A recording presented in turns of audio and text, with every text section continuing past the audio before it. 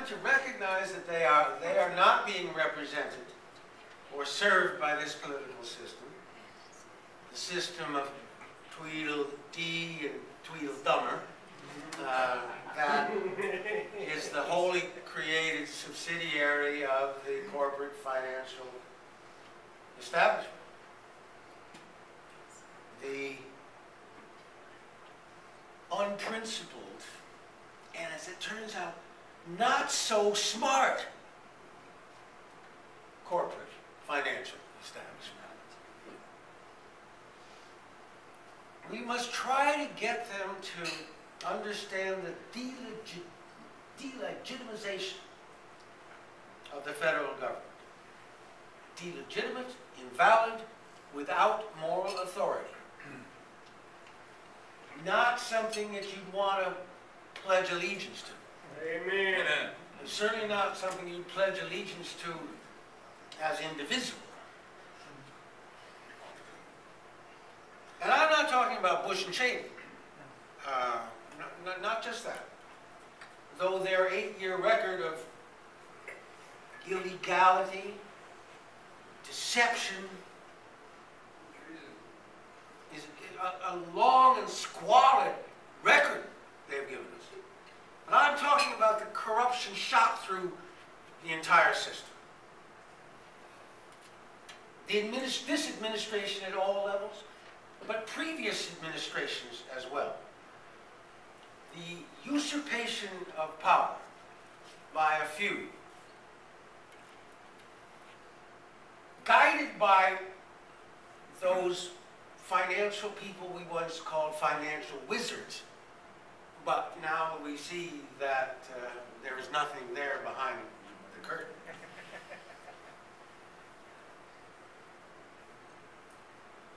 The supine and rotten and corrupt, self-serving, contemptible Congress, and it all goes back for at least 20 years.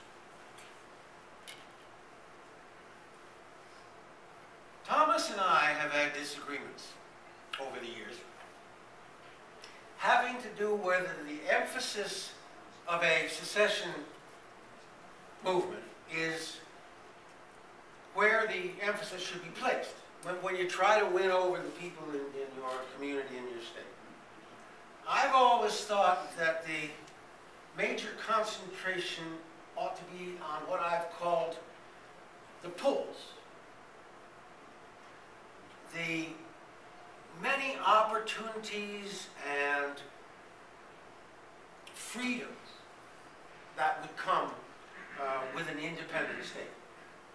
The freedom from idiotic laws and regulations of the federal government, the chance to keep money here for local causes, the possibility to have true democracy, responsive and responsible government, participation in the decisions that affect your life. That can happen only at a human scale, a small scale. These are very strong motives for secession, it seems to me. These are the pulls, and I'm attached to them. But Thomas always felt that it was the pushes that brought most people to secession. The anger and the fear. Pushes created by repulsion and hostility to the myriad acts of stupidity, illegality, incompetence, malfeasance by the Washington establishment. And recently, I have begun to feel that he is right.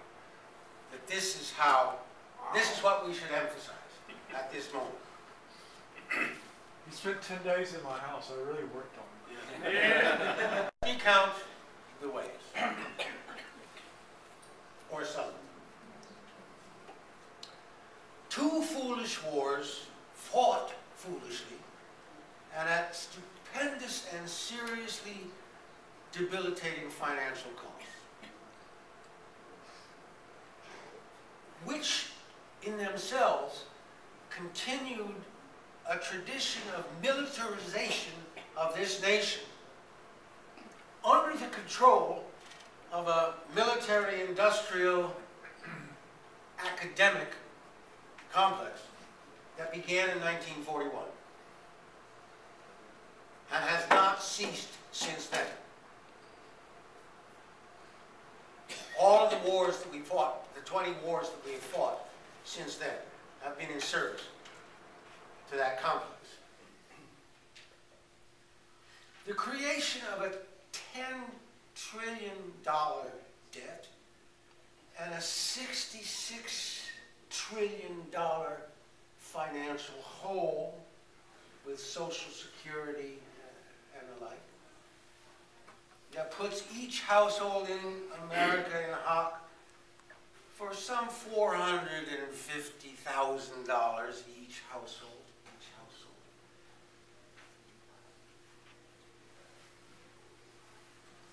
And the failure of any serious attempts to reform that so that we can get out from that debt and those obligations. Not even attempt at it. The liberation of Freddie Mae and Freddie Mac during the Clinton administration, which protected by congressional laws to assure that there would be no regulations of it, which the Bushies then expanded, but they didn't begin it. And until we now have this multi-billion-dollar mortgage mess that has begun to trigger financial weapons that threaten to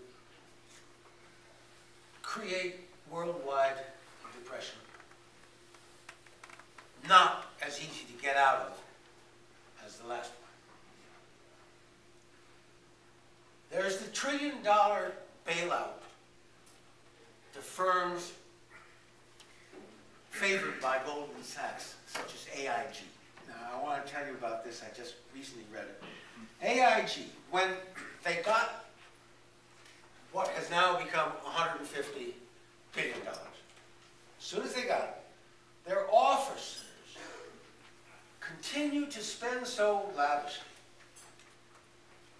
that a bunch of them could cavort on a partridge hunting weekend in England, in a British country manor. A lavish $86,000 weekend, charging up to $17,500 for bed and board.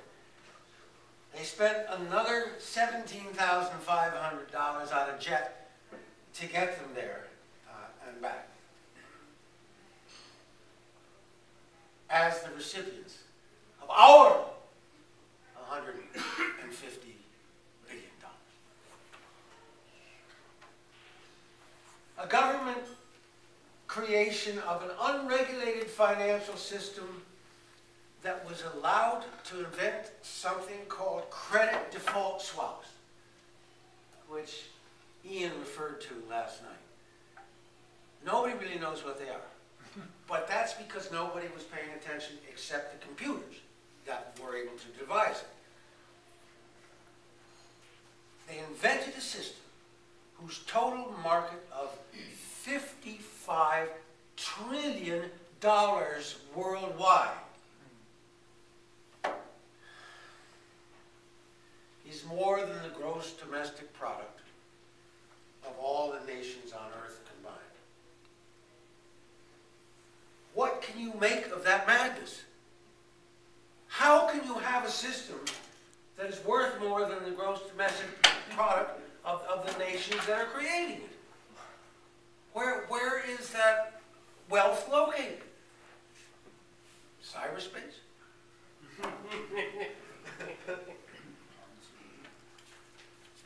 But it's all madness.